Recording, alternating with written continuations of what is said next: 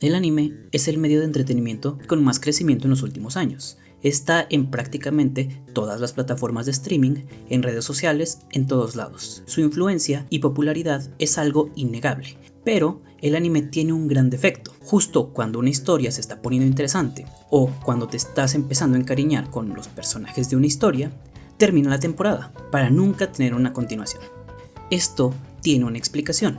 La mayoría de las veces, el anime no tiene como objetivo contar una historia. Su objetivo es vendernos algo, ya sea el material original, un videojuego, figuras, productos de limpieza, entre muchas otras cosas.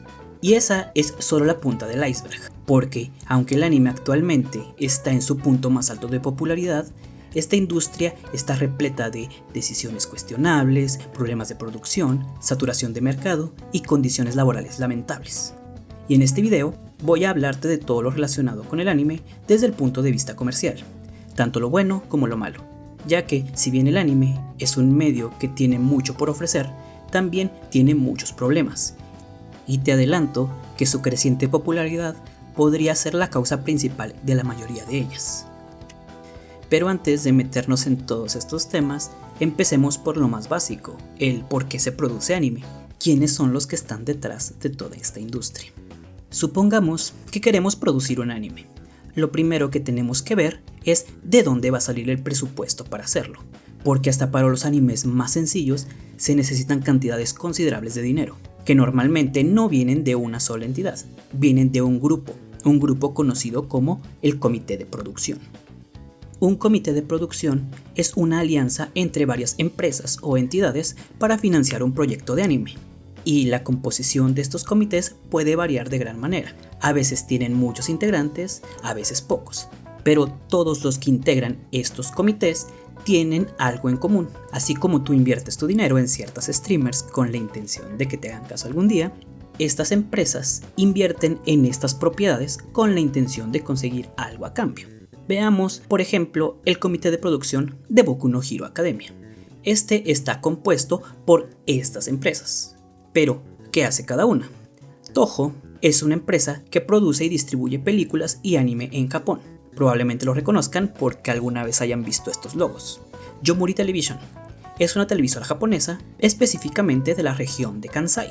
Shueisha es la editorial japonesa que publica la revista Weekly Shonen Jump, donde se publica My Hero Academia. Bones es el estudio de animación que se encarga de hacer el anime. Dentsu es una empresa que se dedica a la publicidad y relaciones exteriores. Sony Music Japan es la rama japonesa de la disquera Sony Music. Y Mobic, que es una compañía japonesa que se especializa en cartas coleccionables, figuras y parafernalia de anime en general. Y es la dueña de las tiendas Animate en Japón.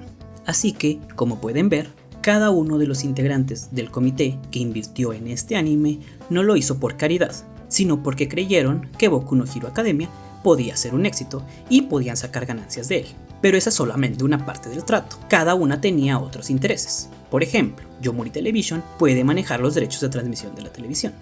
Shueisha se puede beneficiar con el incremento de las ventas del manga original. A Bones le beneficia que puede animar esta historia. Dentsu se encargaría de la publicidad. Sony Music puede impulsar a sus bandas o cantantes haciendo que interpreten el opening o el ending del anime. Y Mobic puede producir cartas, figuras y chingaderas con los personajes del anime. Así que, como los proyectos grupales de la escuela, cada uno de los integrantes tiene su papel y es del interés de todos que sea un éxito. Entonces, ¿esto significa que, como son 7 entidades, las ganancias se dividen en 7?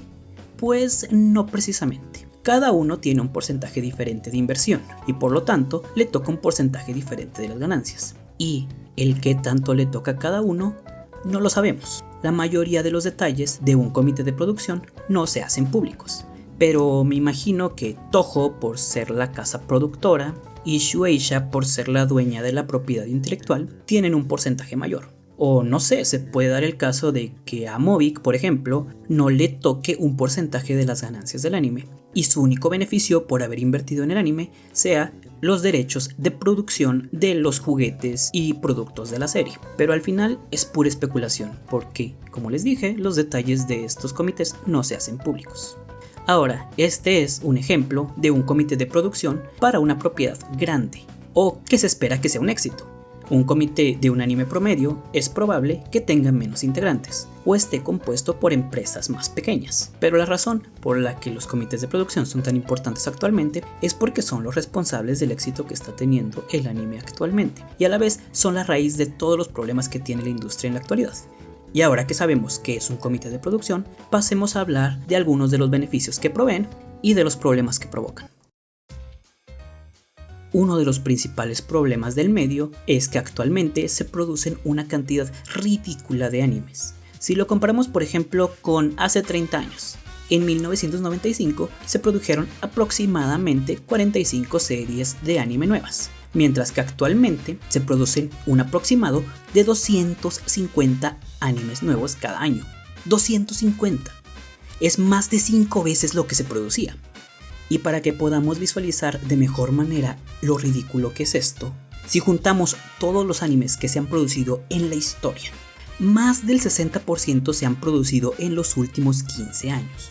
A finales de los 2000 y principios de los 2010, cuando empecé a consumir los animes de temporada de manera regular, podía mantenerme al corriente con los animes más populares y ver una que otra serie no tan conocida. Pero actualmente es prácticamente imposible mantenerse al corriente con los animes populares de cada temporada, lo que ha hecho que mi lista de animes pendientes crezca más rápido que la inflación. Esto se puede ver como algo bueno o algo malo, dependiendo de cómo lo quieras tomar. Hay mucha gente que piensa que ahora hay muchos más animes basura en comparación con los animes buenos, pero esto es solo consecuencia de la cantidad monstruosa de anime que se produce ahora. Veamos un ejemplo. Esta es la temporada del verano del 2010. En esta temporada se estrenaron series como High School of the Dead, Shiki, Seitokai Yaku Indomo, que es una de mis comedias favoritas, Amagami SS, mi anime navideño por excelencia, Densetsu no Yusha no Densetsu, que recuerdo que me gustó mucho en su momento, y ya, son los animes que yo consideraría buenos de esta temporada. Tal vez Digimon Cross Wars para la gente que le gustaba Digimon, y los demás los considero que o no eran tan buenos o no me interesaron en su momento. Ahora, si la comparamos con la temporada de verano del 2025, tenemos nueva temporada de Dan Da Dan, My Dress Up Darling, Kaiju número 8, Call of the Night, Bunny Girl Senpai, Sakamoto Days, El Héroe del Escudo, Grand Blue y Pantheon Stocking. Series nuevas como Kaoru Hana wa Rin Tusaku, Gachi Akuta, The Summer Hikaru Died, Silent Witch, The Water Magician y Ruri no Hoseki. Series que continúan de la temporada pasada como Witch Watch y To Be Hero X, o las series como Takopi's Original Sin y Lord of Mysteries, que están en la categoría de ONA, debido a que se estrenan solo en servicios de streaming y no en la televisión. Y estos son solo los animes que han tenido una buena recepción, secuelas de series populares y las que tienen buena animación o valores de producción. Aún faltan las series como My Nogra, Game Center Girl, Outcast Restaurant, Las Hermanas Mikadono, entre otras, que voy a ver porque me llama la atención y porque me gustan los animes genéricos. Como pueden ver, a pesar de que la cantidad de animes malos ha aumentado, si analizamos la temporada como tal, el porcentaje de animes buenos comparados con los malos ha aumentado considerablemente. En cuanto al tema de la cantidad de anime que se produce, como mencionamos, cada año aumenta la cantidad de producciones a un ritmo alarmante.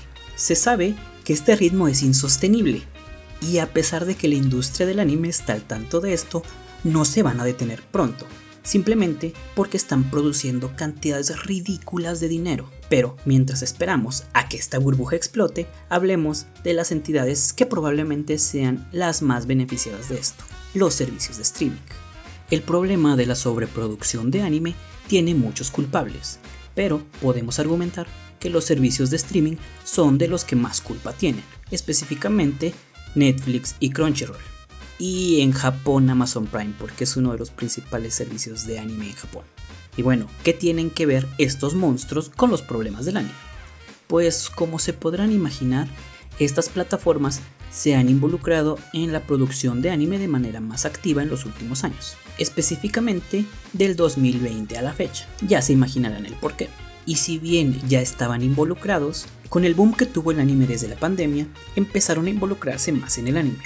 No solo comprando licencias para tenerlas en su servicio, sino también formando parte de algunos comités de producción, o de plano produciendo animes ellos mismos, lo que en teoría debería ser bueno para esta industria.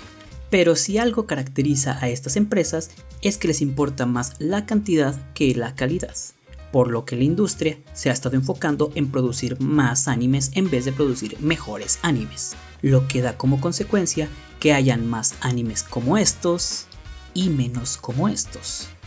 Esta idea de los servicios de streaming de querer cada vez más y más anime ha provocado que muchos de los animes que se estrenan cada temporada tengan producciones apresuradas, con mala animación o de plano sin animación, con historias malas o que son copias de ideas que ya se habían visto anteriormente. Y siguiendo con lo de las historias, hay algo que no hemos mencionado todavía, que es el de dónde vienen las historias de los animes. Así que veamos de dónde provienen. Existen dos tipos de animes según el origen de su historia. Están los animes originales y las adaptaciones. Los animes originales son los que no tienen ninguna relación con otro medio. Esto tiene sus ventajas y sus desventajas. Por un lado, no tienen que complacer a los fans del material original. Pueden tratarse de lo que quieran y normalmente se planean con una historia autocontenida, o sea, con un final, que en el anime esto es un lujo. Estos animes, en teoría, podrían aprovechar de mejor manera las ventajas que provee el anime como medio. Y esto también beneficia a la gente que los ve mientras que se están transmitiendo, porque tienen la ventaja de que nadie te puede spoilear lo que va a pasar en los capítulos futuros. Por eso, cuando hay un buen anime original, puede ser de lo más emocionante, ya que no sabes qué esperar.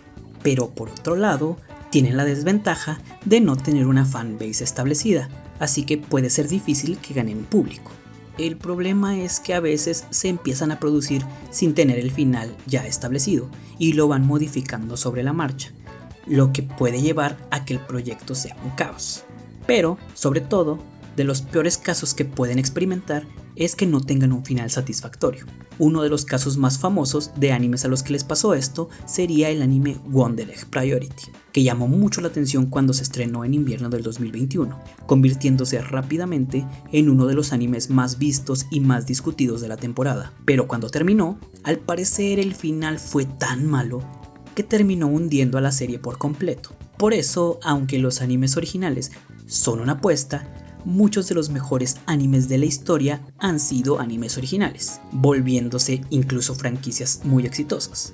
Pero también muchos se han convertido en fracasos gigantescos, tanto económicamente como con la crítica.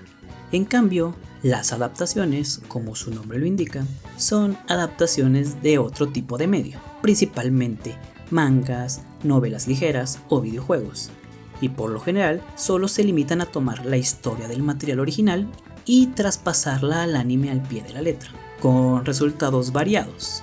Las adaptaciones de videojuegos tienen que ver cómo adaptar algo que tiene gameplay a un medio en el que solo tienes el componente audiovisual. Las adaptaciones de mangas se benefician de tener una estructura parecida a la de un anime, pero aún así es un reto el adaptar el arte, que muchas veces tiene mucho más detalle de lo que es posible en un anime. Pero entre todos estos, los más interesantes son probablemente las adaptaciones de las novelas ligeras. Así que vamos a desviarnos un poco del tema, ya que de estas vienen muchos de los puntos negativos del anime, como lo serían los nombres absurdamente largos, que existan animes que tengan una premisa que es prácticamente una calca de otra, y animes con historias incomprensibles debido a que avanzan a un ritmo rapidísimo son características encontradas en muchas adaptaciones de novelas ligeras al anime. Y cada una de estas cosas tiene una explicación, o más bien tienen que ver con el origen de muchas de las novelas ligeras, que casi todas vienen del mismo sitio, el mismo sitio web. Les presento Shosetsuka ni Naro. Si consumes anime, aunque sea de manera casual, estoy seguro de que has visto al menos un anime que se originó en esta página. Y pues, ¿qué tiene de interesante esta página? Bueno, Shosetsuka ni Naro, si lo traducimos, sería algo así como vamos a ser novelistas. En esta página, cualquier persona puede enviar y publicar una historia, que luego los usuarios pueden leer de manera gratuita. Estas son las llamadas web novels. Algunos ejemplos de historias que se publicaron por primera vez aquí son Mushoku Tensei, Re:Zero, Overlord, entre muchas otras. Aunque estas serían una versión sin un editor, podríamos considerarlas como el borrador o la primera versión de la historia, que cuando se volvieron lo suficientemente populares en este sitio web, llamaron la atención de un editorial y empezaron a ser publicadas como una light novel. Se escucha fácil, ¿no? Pues buena suerte compitiendo con casi 1.2 millones de obras publicadas en este sitio. Hay más de 1 millón de historias publicadas en esta chingadera. Y esa es la razón por la que tenemos los nombres gigantescos que parecen una sinopsis. Porque si vas a competir con tantas obras y lo único que puedes mostrarles para llamar su atención es el título, lo más inteligente que puedes hacer es poner la sinopsis en el título, que eventualmente se convertirá en un título súper largo y súper estúpido para un anime. Claro, esto si tu historia se vuelve popular, pero ¿y cómo sabemos si una historia es popular? Pues porque hay un ranking de las historias más populares cada semana. Así puedes ver qué tipo de historias son las más populares en categorías como romance, fantasía, ciencia ficción, hasta tienen su propia pestaña para isekais. Y como pueden ver, esta semana estas son las series populares. El aventurero de laberintos. Ahora que puedo ir y venir entre Japón y otro mundo, trabajaré duro para subir de nivel. Me pregunto de qué se tratará esta. ¿O qué tal esta? Me expulsaron de la familia real y voy a subir de nivel súper rápido en un bosque infestado con monstruos. Intrigante. Este ranking es la razón de otro de los problemas del anime. Las historias que tienen prácticamente la misma premisa. Porque es muy fácil para alguien leer una historia que esté en el top en ese momento y diga, yo puedo hacer algo mejor que esta basura. Y haga su propia versión de la misma premisa. Este es de hecho el origen de uno de los animes más controversiales de la historia. Redo of Healer. En una entrevista en 2021 con The Anime Man o Joy de Trash Taste, como ustedes lo conozcan, Rui Tsukiyo, el autor de Redo of Healer, explicó que la razón por la que escribió esta historia fue porque le gustaban las historias de venganza que se estaban publicando en la Shosetsu Kaninaro, pero le molestaba que la venganza se acabara después de poco tiempo, por lo que decidió, de manera intencional, escribir la historia más hardcore que pudo, con muchísima violencia y muchísimo contenido sexual. Básicamente este tipo dijo a la chingada con sus historias para nenas, e hizo su propia historia con juegos de azar y mujerzuelas, literalmente. Esto lo hizo en parte para llamar la atención, y en parte para demostrar que este tipo de historias tienen un público potencial allá afuera, aunque diera como resultado que el resto de la gente se sintiera muy incómoda con la obra. Y en cuanto al último punto, el por qué a veces los animes tienen unas historias incomprensibles debido a lo rápido que avanza la trama, se debe a algo bastante simple. El anime es solo un simple comercial glorificado. De todas las series que se producen, la gran mayoría son adaptaciones de otro medio, y se debe a que el objetivo principal del anime es ser un comercial, no contar una historia, no producir arte. Su razón de ser es ser un comercial. Hay veces que incluso los animes originales se hacen con la intención de que la IP se vuelva una franquicia. Al final del día, el anime es solo un negocio, y uno de los que genera más ganancias en la actualidad. No importa la calidad del producto, no importa cuánta gente trabaja en condiciones laborales lamentables, si cumple con su trabajo de promocionar algo y genera ganancias, es un éxito. Esto afecta principalmente a un medio como las novelas ligeras, que, por su naturaleza de, ya saben, ser un libro, generalmente tiene mucho world building, monólogos internos y detalles que son difíciles de pasar a otro medio. Pongámoslo de esta manera. Empezamos con una web novel, que es la historia original que quería contar el autor. Luego viene un editor y hace su trabajo, editar y cortar partes que no son necesarias o no son buenas a la hora de hacer la light novel. En ocasiones, estos se adaptan a un manga, y debido a que es un medio visual, se tiene que cortar todo lo que no es necesario, como el diálogo interno de los personajes o partes que no se consideran necesarias, para luego llegar a la adaptación al anime, en donde tienen que cortar todavía más cosas, debido a que por lo general les piden que adapten 3 o 4 volúmenes en 12 capítulos, volviendo los animes la sombra de lo que originalmente eran. Si nos imaginamos una de estas historias como una goma de mascar, para cuando llega a ser anime es como la versión masticada y sin sabor, o de plano es la versión ya digerida y es una mierda, sin importar qué tan buena haya sido su versión original. Esto es en gran parte culpa de los comités de producción y de las editoriales. El mejor ejemplo sería Kadokawa, que en 2021 anunció su intención de producir 40 animes al año, principalmente de sus novelas ligeras. No dijeron 40 animes bien producidos, ni 40 de sus mejores IPs, solo que iban a producir 40, y estamos hablando de una sola editorial. Por eso es que la saturación del anime está como está. ¿Y cuáles han sido los resultados? Pues en 2024 anunciaron un crecimiento del 18% en la sección de animación, principalmente gracias a la venta de los derechos de transmisión en los servicios de streaming. Como podemos ver, el anime sigue siendo un negocio muy rentable, aunque sea muchas veces a costa de lo que era la historia originalmente. Hay incontables historias de animes que la gente tacha de malos, a pesar de que el material original es genuinamente bueno. El problema es que fue una víctima de una adaptación horrible. Pero, ¿qué pasa cuando la adaptación supera lo que era el material original? Bueno, hablemos del caso de éxito más inesperado en la historia de esta industria. Hablemos de Kimetsu no Yaiba, o Demon Slayer como lo conoce mucha gente. Me acabo de enterar mientras investigaba para este video que en España lo adaptaron como Guardianes de la Noche. Bien por ustedes que siguen con la tradición de adaptar los nombres al español, aunque no tenga mucho sentido. Es mejor que como le hacen aquí, que solo le dejan el nombre en inglés. Kimetsu no Yaiba es un manga que se publicó en la revista Weekly Shonen Jump de febrero del 2016 a mayo del 2020, contando con 209 capítulos, y actualmente es de las series más populares, si no es que la más popular en el anime. Pero esto no siempre fue así, sobre todo al inicio. Pero antes de meternos a ver datos y cosas así, voy a dar mi opinión personal sobre la serie.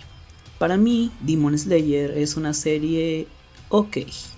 Es un 7 de 10 en sus peores partes, tal vez un 8 en sus mejores. Nunca en peligro de reprobar, pero no está ni cerca del cuadro de honor. Así que no le tengo ningún favoritismo a la serie, ni me disgusta particularmente. Y lo que voy a decir no soy yo diciendo que está sobrevalorada o que no merece su éxito o algo así. Y ya con esto establecido, empecemos por explicar el cómo se mide la popularidad en la Shonen Jump. Para esto usamos el TOC, que son las siglas en inglés para Table of Contents. En pocas palabras, es el índice, o el orden en el que están acomodadas cada una de las series en la revista. Normalmente se ponen las series más populares al principio de la revista y las menos populares al final. Ahora, hay algo que hay que aclarar. El orden del TOC no es exactamente el orden de popularidad de la revista, ya que el que decide el orden es el editor en jefe, no la popularidad. Así que si el editor decide que quiere poner X serie primero o quiere poner Y serie al final, nada se lo impide, pero por lo general podemos ver las series más populares al inicio de la revista y las que están en peligro de ser canceladas al final. Es por esto que el TOC de una sola edición de la Jump no nos sirve de mucho, pero si lo analizamos durante periodos de tiempo más largos, nos puede dar una idea general de la popularidad de la serie. Y con esto ya explicado, veamos qué tan popular era Demon Slayer. Para saber qué tan popular es una serie nueva, normalmente hay que esperar 9 semanas, ya que el primer capítulo de una serie es puesta al principio de la revista, es decir, en el número 1. Y como los análisis del TOC usan el promedio de los últimos 8 números de la revista, es hasta el capítulo 9 que podemos ver que también está siendo recibida una serie. Y este es el TOC de cuando salió el capítulo 9 de Demon Slayer. Está en el lugar 12. Y comparémoslo un poco con Yuna and the Haunted Hot Springs, que debutó una semana antes que Demon Slayer, y esta está en el lugar 10. Y mientras Yuna se mantenía estable a media tabla, no fue hasta 9 semanas después que Demon Slayer subió a la primera mitad de la tabla y se estabilizó un poco. O sea que por los primeros, digamos, 20 capítulos aproximadamente, Demon Slayer tuvo dificultades para encontrar un público, pero eventualmente se consolidó con un lugar en la revista. Aún así, no era considerado un éxito rotundo como otras series. Comparémoslo ahora con el primer año de una serie que sí fue considerada un hit en la revista desde el principio, My Hero Academia. En su primer año, mientras Demon Slayer tuvo sus altos y sus bajos, estuvo constantemente de la parte media de la tabla para abajo. mientras que My Hero Academia rara vez bajaba del 10º lugar. Esto lo único que hace es indicarnos que el manga no tuvo un éxito abrumador desde el principio en la Shonen Jump, pero esta no es la única forma de medir su éxito. La otra forma, que podría decirse es más importante para medir el éxito de un manga, es, obviamente, sus ventas. ¿Y qué tal estaban las ventas de Demon Slayer? Esta es la evolución de las ventas de los volúmenes de Demon Slayer en su primer mes en circulación. Empecemos con los primeros tomos. La razón por la que esta gráfica tiene marcadas las 125.000 copias es porque esta es la cantidad que por lo general se consideran ventas suficientemente buenas para que una serie de la Shonen Jump se considere un éxito y no tenga riesgo de ser cancelada. Y en el caso de Demon Slayer, no fue sino hasta el 7º volumen que alcanzó este número, haciéndonos ver que en efecto Demon Slayer no siempre gozó de la popularidad abrumadora que tiene en la actualidad. Esta popularidad se la podemos atribuir principalmente a su adaptación al anime. Transportémonos ahora a la primavera del 2019, justo antes del inicio del anime. Esta es probablemente la época en la que yo personalmente más consumía series de la Shonen Jump, y que considero una de las alineaciones más fuertes en la historia reciente de la revista. Estamos hablando de que en esta época teníamos en la Jump a One Piece, The Promised Neverland, Jujutsu Kaisen, Black Clover, Dr. Stone, Haikyuu, My Hero Academia, Act Age, Chainsaw Man, We Never Learn, Yuna and the Haunted Hot Springs, Hinomaru Sumo y Shokugeki no Souma o Food Wars. Y entre todas estas, Demon Slayer, si bien no era la más popular, ya había vendido unos nada despreciables 4.5 millones de tomos y se había ganado su lugar en la revista.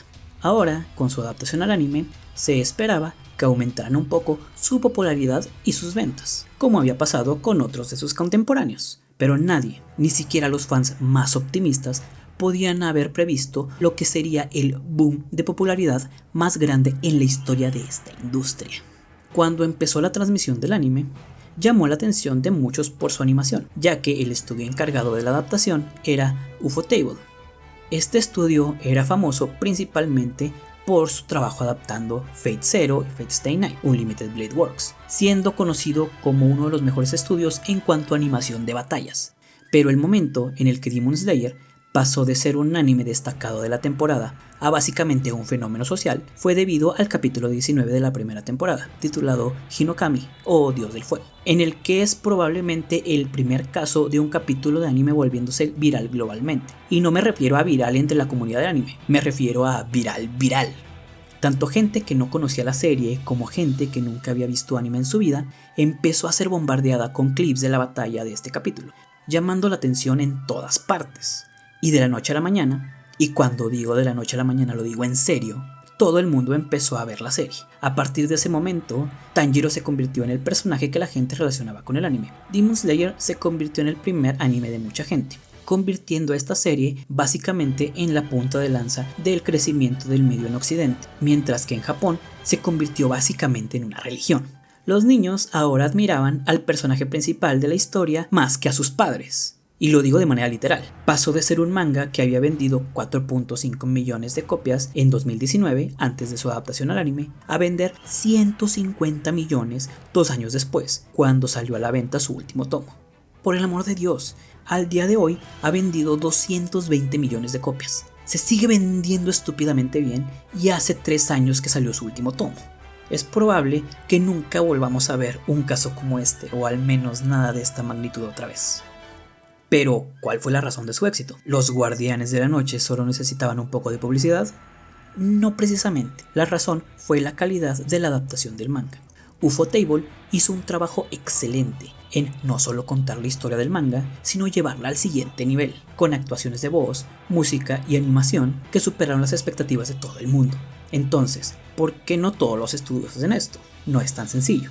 Cada estudio funciona de manera diferente. Incluso el mismo estudio puede tener resultados muy distintos de un proyecto a otro, o de una temporada a otra. De hecho, hablemos más a fondo de los estudios. Una de las partes más incomprendidas en el fandom del anime son los estudios de animación. Muchos lo ven como una entidad a la que le das una historia para que adapten y lo hacen oro o lo hacen mierda, según el estudio. Y en realidad no es tan sencillo.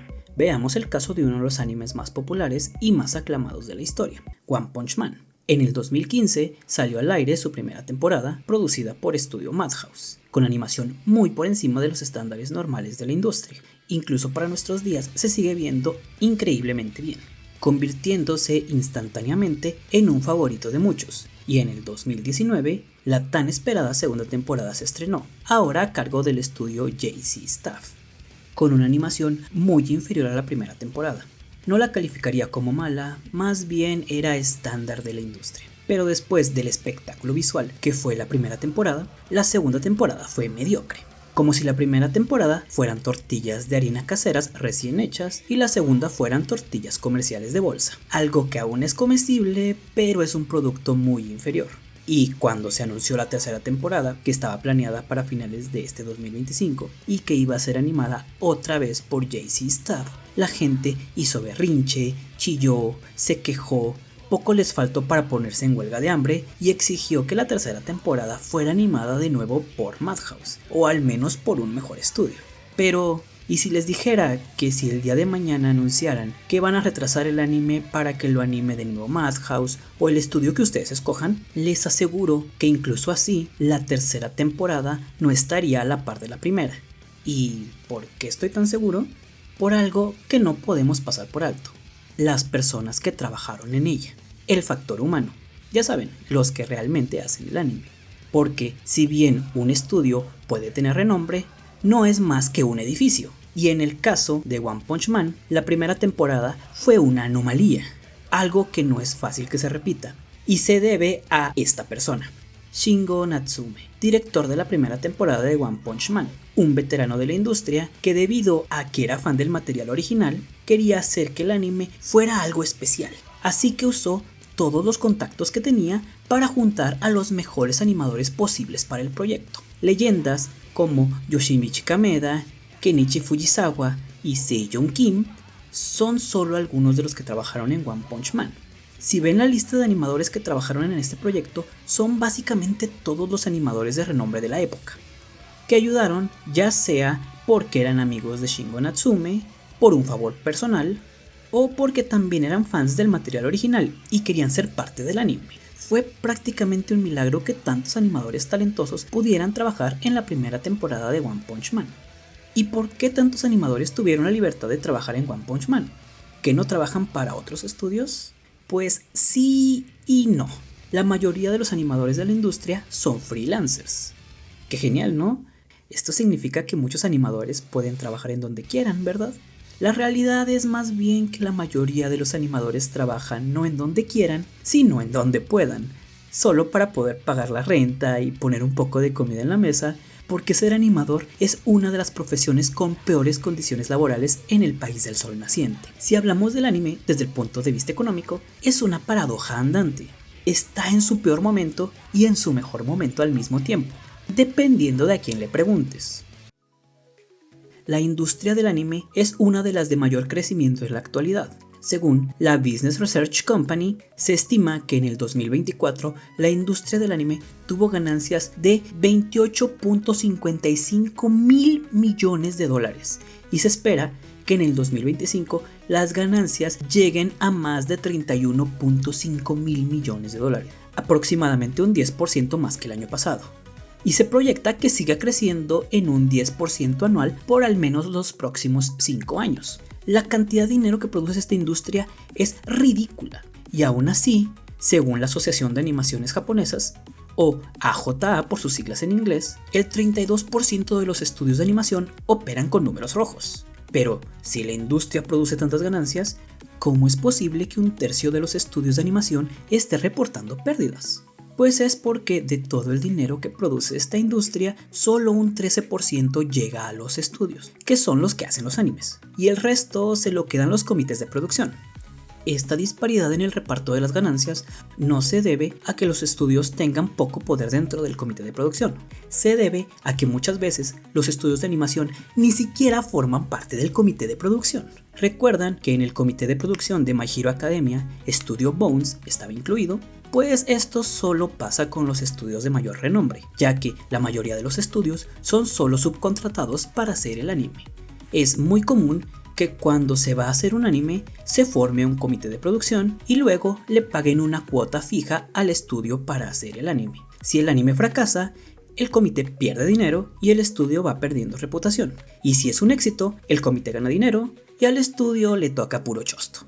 Uno de los ejemplos más drásticos de este tipo de cosas sería con Attack on Titan.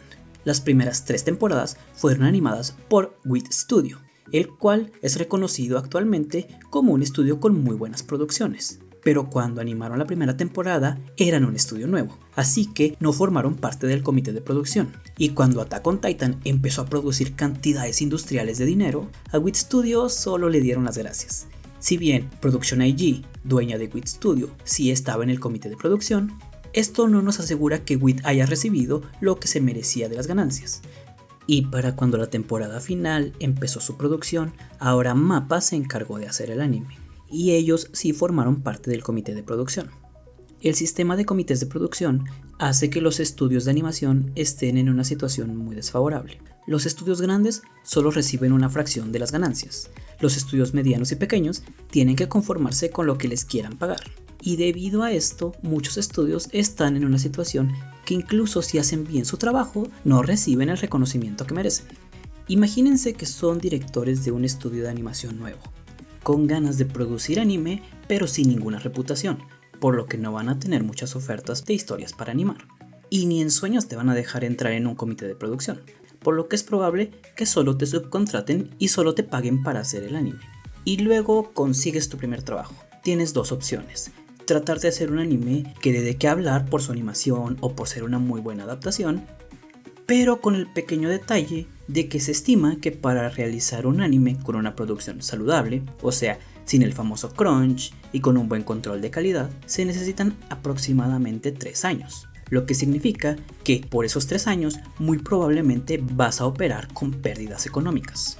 O la otra opción es tomar todos los proyectos que puedas, animarlos como sea, pasando por alto el control de calidad, pero con la consecuencia de que los fans te van a odiar por eso.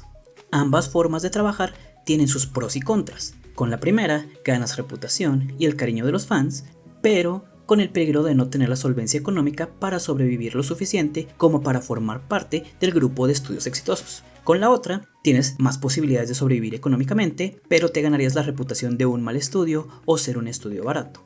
Y perderías la oportunidad de ser considerado para animar las IP con mayor potencial. Y estamos hablando de cuando tienes la opción de escoger, porque muchas veces los comités llegan y te dicen: ahí te dejo estos 2 pesos para que hagas un anime con esta madre, lo quiero para el próximo año. Pero señor, ya estamos en noviembre, que quede chingón. Y tienes que aceptarlo si es que quieres sobrevivir en esta industria. Una consecuencia de lo que mencioné, de que se necesitan 3 años de planeación para hacer una temporada de anime, es que muchos comités deciden hacer solo una temporada que sirva como un comercial glorificado para promocionar una IP sin importarles si no va a tener un final en versión animada. Si el anime ayudó a vender más el videojuego, el manga o la novela ligera, para ellos ya hizo su trabajo. Pero, ¿qué pasa cuando un anime tiene éxito y solo tenían planeado una temporada? Pues muchas veces empiezan a planear una segunda temporada, para dentro de 3 años si tienes suerte. Y en estos 3 años corres el riesgo de que el hype por la serie desaparezca, de no contar con la misma gente que hizo la primera temporada o de plano no contar con el mismo estudio. Porque los estudios grandes como Bones, A1 Pictures, Cloverworks, MAPPA, Ufotable o WIT Studio pueden tener su agenda llena por 2, 3 o hasta 4 años a futuro. Y no puedes decirles que dejen de hacer lo que ya tienen planeado para que te hagan una segunda temporada de inmediato. Bueno, tienes la opción de llevar el proyecto a un estudio más pequeño si lo único que te interesa es que el producto salga. Uno de estos casos de éxito inesperado es lo que le pasó a Sonobisuke Doll wa Koi wo Suru, mejor conocido como My Dress Up Darling. Estrenó su primera temporada en el invierno del 2022. Ganó popularidad rápidamente hasta volverse uno de los animes más queridos de ese año. Y su segunda temporada se estrenó apenas hasta este verano del 2025. Como pueden ver, tardó 3 años, pero pudo conservar el mismo director y el mismo estudio de animación. A veces, para que no haya un espacio tan grande entre 2 temporadas, los estudios hacen una película recopilatoria en la que reeditan los capítulos de la temporada con una que otra escena nueva por ahí para que la gente no se sienta tan estafada, como con Bocchi the Rock, que fue otro inesperado hit. Lamentablemente, la segunda temporada de Bocchi the Rock no va a tener a Keiichiro Saito como director, que fue quien convirtió este manga medio que es Bocchi the Rock en un muy buen anime. Para que se hagan una idea del talento de este señor, solo ha dirigido 2 animes en toda su carrera. Uno es Bocchi the Rock y el otro es Frieren. Y de pasada ha sido animador en varios animes de alto perfil, incluyendo el capítulo 4 de Takopi's Original Sin, que es la definición de cinema. En cambio, cuando vemos temporadas de ciertos animes que están separadas por alrededor de un año, se debe a que se planearon así desde el principio, ya que se esperaba que fueran exitosos. Y aún con estos casos que se esperaba que fueran un éxito, es muy poco probable que el anime termine adaptando toda una historia original. Hace poco, el director de Solo Leveling, tal vez hayan escuchado de este anime debido a que es el anime más visto en la historia de Crunchyroll, salió a decirle a los fans que si quieren una tercera temporada, relativamente pronto, se lo hagan saber a los responsables de producirlo, porque originalmente solo se planearon las 2 temporadas que ya han salido. Así es que si en el futuro hay una tercera temporada, no va a ser pronto. Y volviendo al tema de las películas anime, no sé si lo han notado, pero desde que la película de Mugen Train de Demon Slayer fue un éxito, solo rompió todos los récords de taquilla para una película de anime, y lo sigue haciendo con sus nuevas producciones, vaya, a estas alturas nadie puede detener a los Guardianes de la Noche. El número de producciones de películas de anime ha aumentado significativamente. No es como si no hubieran películas antes, pero estas películas eran normalmente sobre algún anime de larga duración, con una historia original que no tenía consecuencias para la historia principal. Ahora, las películas o son películas recopilatorias o son una parte súper importante de la historia que tienes que ver para entender lo que pasa en la siguiente temporada. Esto se empezó a hacer porque produce más dinero que una producción de anime de televisión. Y algo que ha ayudado a que produzcan tanto dinero es que ahora, cuando se estrena una película de anime en Japón, al poco tiempo se estrena en el resto del mundo, algo que era imposible en las épocas de las películas de relleno de Naruto. Esta práctica trae consigo 2 problemas. El primero es que muchas veces la gente que consume anime no se entera que tienen que ver una película para entender lo que pasa en la siguiente temporada. Si quieres ver la segunda temporada de Made in Abyss, bueno, pues tienes que ver la película de lo que pasa entre la primera y la segunda temporada. Si quieres ver la segunda temporada de Bunny Girl Senpai, tienes que ver 3 películas canon que salieron entre la temporada 1 y la temporada 2. Y ustedes me dirán, bueno, pues veo las películas y ya, ¿no? A lo que yo les contesto, ¿en dónde, güey? Estas películas no vienen en el paquete cuando licencias un anime, tienen que negociarse por separado, lo que da como resultado que haya muchos servicios de streaming que tengan una película y no tengan el anime, o que tengan el anime y no tengan las películas, por lo que no puedes ver la historia completa en el mismo lugar. Y eso si las llegan a licenciar, porque la película de Made in Abyss no está en ningún servicio de streaming, ni tampoco las últimas 2 películas de Bunny Girl Senpai. Si no fuera porque tuve la oportunidad de verlas en el cine, no podría ver esta temporada de Bunny Girl Senpai. Hasta la gente que navega los 7 mares para consumir anime tiene problemas encontrando todo el contenido de un anime en un mismo lugar. Los servicios de streaming están tan obsesionados con tener más y más anime que no les importa si tienen todo el contenido disponible de una serie o si es una buena idea el comprar los derechos de ciertos animes. Solo les importa llenar su catálogo y son tan incompetentes que ni eso saben hacer bien a veces.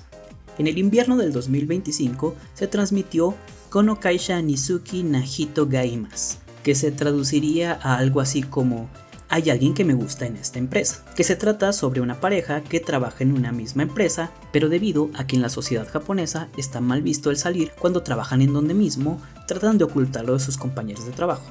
Esta serie tiene protagonistas adultos en una relación estable que soluciona sus problemas hablando y apoyándose mutuamente. Supongo que hay que ponerle también la etiqueta de fantasía aparte de la de romance. Bueno, en esta serie no hay antagonistas como tal. Los problemas que tienen son debido a problemas laborales, familiares o personales. Tiene un cast bastante entrañable incluso fuera de la pareja principal. Y todo esto es muy poco común en los animes. Si les llama la atención, la pueden buscar como I Have a Crush at Work o también la pueden encontrar como Can You Keep a Secret. La razón por la que tiene más de un nombre y por lo que la estoy mencionando es porque no tiene un nombre oficial, porque no la licenció nadie. Fuera de Asia no hay forma de ver esta serie de manera legal. ¿Para qué licenciar series que pueden darle variedad a tu catálogo cuando puedes licenciar 10 o 15 isekais cada temporada, verdad? Y como esta serie, hay varias que cada temporada se quedan solo en Japón. El número de estas ha disminuido conforme pasan los años, pero sigue pasando aún. Y mencioné este anime porque me frustra personalmente, debido a que soy un fan del manga. Y aunque su adaptación no fue la mejor, nada me hubiera gustado más que tener acceso a los capítulos de manera más sencilla mientras que se estaba transmitiendo. Solo espero que esto no vuelva a pasar con otros mangas que a mí me gustan. No sé quién sea la persona de Netflix que decidió que no iban a pasar Kaoru Hana semanalmente y la iban a sacar hasta cuando ya estuviera terminada, pero quiero que sepas que te odio de manera personal. Dejando de lado la incompetencia de Netflix, hablemos de probablemente la parte más importante de la industria del anime. El alma de este medio que tanto nos gusta y que lamentablemente es la que menos se beneficia de la creciente popularidad del anime: los animadores. Según la Organización para la Cooperación y el Desarrollo Económico, o la OECD, por sus siglas en inglés, Japón es el quinto lugar en el peor balance entre trabajo y tiempo libre. O sea que las condiciones laborales son... Oh, México está en el primer lugar. Bueno, al menos somos el primer lugar en algo, ¿no? Como decía, las condiciones laborales en Japón son de por sí malas, y entre los trabajos con peores condiciones laborales en este país se encuentra el de ser animador.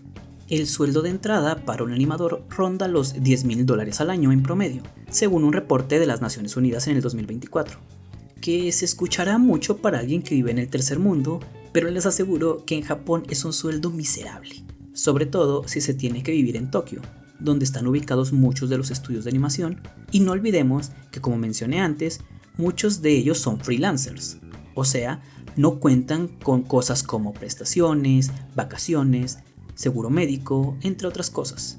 Y en el 2017 se reportó que 3 de cada 10 animadores trabaja 260 horas al mes. Si asumimos que no descansan ningún día, serían casi 9 horas diarias dibujando. Si se tomaran un día de descanso a la semana, serían 10 horas diarias trabajando. Ahora entiendo por qué hay tantos esclavos en los animes, son básicamente el reflejo de los animadores japoneses. Estas condiciones laborales hacen que mucha gente deje de ser animadora. Según la Japan Research Institute, el 25% de los animadores dejan la industria en los primeros 4 años y el 68% lo deja en los primeros 8 años. Y estamos hablando de Japón, el país donde está mal visto renunciar a su trabajo, y la cultura de, como diríamos en México, ponerse la camiseta es algo de todos los días. Vaya, en Japón puedes pagarle a alguien para que te ayude a renunciar, pero mucha gente tiene que dejarlo aunque tenga el talento para triunfar en la industria. Tal vez el próximo Yutaka Nakamura estaba entre los que tuvieron que renunciar por estas malas condiciones de trabajo. Y aún hemos mencionado que a pesar de que ahora se produce 5 veces más anime que hace 20 años, no hay 5 veces más animadores que entonces. De hecho, el número de animadores es más o menos el mismo que hace 20 años. Imagínense tener que producir 5 veces más proyectos con el mismo número de gente. Es cierto que conforme la tecnología avanza, pueden volverse un poco más fácil de producir, sobre todo con la digitalización de ciertos procesos, pero aún así hay una escasez de animadores. ¿Y cómo le han hecho los estudios para seguir produciendo esta cantidad de animes? Muy fácil, subcontratación internacional. Si de por sí los animadores locales ya son subcontratados debido a que son freelancers, ¿por qué no extenderlo al resto del mundo? Es cada vez más común que los estudios subcontraten la producción de ciertos animes a países como China, Corea o Vietnam para cumplir con la alta demanda. Un ejemplo que se me viene a la cabeza es Lee Cree, una animadora estadounidense que publicó en su canal de YouTube videos de cómo fue el trabajar en la segunda temporada de Jujutsu Kaisen, un anime infame por lo mal que estuvieron planeados sus tiempos de producción, y más recientemente cómo fue el trabajar en la nueva temporada de Bleach. Obviamente están en inglés, pero si el idioma no es un impedimento, pueden ver cómo la luz se desvanece de sus ojos lentamente al trabajar en Jujutsu Kaisen. Les dejo el link de su canal en la descripción. Y este no es un caso aislado, gente de todo el mundo está siendo subcontratada por estudios de animación en Japón. Si eres alguien que hizo la animación de alguna escena o algún personaje y publicaste tu trabajo en redes sociales, la posibilidad de que te contacte algún estudio de anime para ofrecerte trabajo no es de cero. El que tanta gente sea fan del anime en la actualidad es lo que le da a los estudios la posibilidad de agregar animadores extranjeros a sus producciones. Imagínate ser un animador fuera de Japón que es fan de algún manga o alguna novela ligera, y un día te ofrecen trabajar en el anime de dicha serie. Para ti es como un sueño hecho realidad, y haces el mejor trabajo que puedes. mientras que para el estudio eres solo más mano de obra barata, porque no por ser extranjero te van a dar un trato especial. Para los extranjeros también aplican los mismos sueldos y las mismas fechas de entrega súper exigentes, y la razón por la que la gente sigue haciéndolo es puramente por el amor a este medio conocido como anime. Y es este amor por el anime lo único que está impidiendo que este medio colapse, porque también en Japón pasa lo mismo, porque tanto los animadores como los trabajadores de estos estudios que siguen en la industria del anime lo hacen muchas veces solo porque producir anime es lo que les apasiona. Entonces, ¿qué es lo que tiene que hacer la industria del anime para evitar el colapso del medio? Si el problema son las exigencias de los comités de producción, ¿deberían desaparecer estos? Eso sería muy complicado. La industria del anime ha necesitado inversión de otras empresas para su producción desde el inicio, literalmente. Para la realización de Astro Boy, considerado el primer anime de la historia, Osamu Tezuka licenció la imagen de Astro Boy a una compañía de chocolates y a una de juguetes para poder financiar la producción del anime. Los comités son solo una forma de dividir el riesgo financiero que implica el producir el anime. De hecho, Estudio Mappa hizo el anime de Chainsaw Man sin ningún comité de producción. La realización del anime se financió en su totalidad por el estudio, y echaron la casa por la ventana, con animación espectacular, un ending diferente para cada uno de sus capítulos, y todo lo que te podrías imaginar de una producción grande. Y a pesar de que se consideró un éxito, no alcanzó los niveles de ganancias que el estudio esperaba. Así que el dejar de lado los comités de producción no le asegura ganancias a los estudios tampoco. De hecho, ahora van a irse por la ruta de una película con el arco de Reze, que espero les quede chingona, porque este es el arco en el que Chainsaw Man empieza a agarrar vuelo y deja de ser solo una buena historia para convertirse en una de las mejores historias de este medio. Volviendo a los comités de producción, no siempre son algo malo. Veamos el caso actual de Takopi's Original Sin. La adaptación al anime de esta historia fue algo que tomó por sorpresa a muchos, yo incluido, debido a la naturaleza de su historia y por los temas bastante serios que toca. Y algo que me llamó la atención fue que cuando se estrenó el capítulo 1, hubieron dos mensajes al principio del capítulo. Uno que advertía de los temas delicados que iban a tocar, y el segundo sobre cómo el anime se había realizado respetando la intención de la obra original, básicamente diciéndonos que no iba a haber censura de nada, firmado por el comité de producción. O sea que este comité se formó con la intención de adaptar esta historia de la manera más fiel posible, porque muchas cosas en este anime pudieron haberse censurado, pero la historia hubiera perdido su esencia y su mensaje, y al final fue el comité de producción quien defendió la intención del autor. Es gracias a ellos que tenemos a esta obra maestra de anime que es Takopi. Claro que no es para todo el mundo, no se la recomiendo a nadie que no esté preparado para una historia agresivamente deprimente. A pesar de que al final tenga un mensaje más bien positivo, el viaje para llegar a ese final es algo muy difícil de digerir. Entonces, ¿quiénes tienen la culpa de la crisis del anime? ¿La tienen los estudios por tratar mal a sus trabajadores? Pues no todos los estudios tratan mal a su gente. Kyoto Animation tiene muy buena reputación en ese sentido. A diferencia de otros estudios, los animadores de KyoAni son asalariados, con todas las prestaciones, y muchos animadores novatos son entrenados en el mismo estudio. KyoAni incentiva a sus empleados a enfocarse en la calidad más que en cumplir con cuotas. Incluso han sido reconocidos por crear un ambiente de trabajo balanceado en cuestión de género. Y a pesar de que hayan pocas producciones al año de este estudio, pueden estar seguros de que va a ser de calidad. Y es una lástima que el caso de este estudio sea la excepción y no la norma. En lugar de buscar culpables, se están buscando soluciones. Tan es así que el gobierno de Japón se está involucrando en tratar de reparar la injusta repartición de ganancias a lo largo de la cadena de producción y en tratar de evitar la sobreexplotación de los animadores, con reformas laborales para reducir las horas de trabajo. ¿Recuerdan que les mencioné que 3 de cada 10 trabajaba 260 horas al mes en 2017? Pues para 2022 se redujo a 1 de cada 10. Aún son muchos, pero se está yendo hacia la dirección correcta. Y al gobierno de Japón le conviene que el anime siga siendo exitoso, porque en el 2024 anunciaron el reboot de la iniciativa Cool Japan. Esta era una iniciativa de principios del 2010 que tenía como objetivo el hacer ver al mundo lo genial que era Japón, invirtiendo en la publicidad y el mejoramiento de las industrias del turismo, gastronomía, la cultura y las artes, con miras a los Juegos Olímpicos del 2020. Y con el reboot de esta iniciativa en el 2024, y tomando en cuenta el crecimiento de la industria, no solo incluyeron al anime, el manga y la música producida en este país. Ahora va a ser básicamente la cara de la iniciativa, para que cuando alguien piense en Japón, lo primero que se le venga a la mente a cualquier persona alrededor del mundo sea el anime. Entonces, con todo lo que hemos visto, ¿el anime está en crisis o está en su mejor momento? Pues ambos. Hay muchos problemas que aquejan esta industria, pero todos tienen solución, Con el gobierno de Japón involucrado en tratar de solucionar las condiciones precarias en las que trabajan los estudios y la disminución de las jornadas de trabajo de los animadores, podemos asumir que vamos por buen camino. Aún así, veteranos de la industria se mantienen escépticos en que estas medidas cambien algo en el podrido sistema de producción. Al final, la pregunta permanece: ¿podrá Japón convertir el boom del anime en una industria con un modelo autosostenible? ¿O la avaricia de los involucrados terminará por destruir la industria desde adentro? Si el anime es el futuro del entretenimiento o solo es un castillo construido con pilares de arena, bueno, solo el tiempo lo dirá. No quiero terminar este video con un mensaje negativo, ni quiero que mi mensaje sea el que no veas anime porque esta industria está mal. Todo lo contrario, hice este video para que más gente aprecie el trabajo que se necesita para que puedas disfrutar de este medio. Que aunque a ti te enoje que tu manga favorito tuviera una adaptación mediocre, mucha gente hizo un gran esfuerzo para que ese anime existiera en primer lugar. No seas como esos monos incultos que insultan en redes sociales a los animadores, directores o gente involucrada en la adaptación porque destruyeron su serie favorita, cuando ellos hicieron todo lo que pudieron con las herramientas que tenían. Así que, ¿por qué no en vez de ver anime, empezamos mejor a apreciar el anime? Espero que este video les haya gustado, porque sería una lástima que con la cantidad de investigación que requirió fuera para nada. En realidad este video debió haber salido hace como un mes, pero debido a que cierto juego que llevaba 4 años esperando, por fin fue lanzado en Occidente, puede o no haber tenido que ver. Vamos Reshower, hazlo por tu patético entrenador.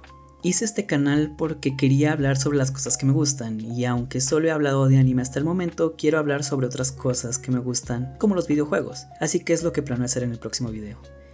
Si les gustó, suscríbanse y nos vemos en la próxima.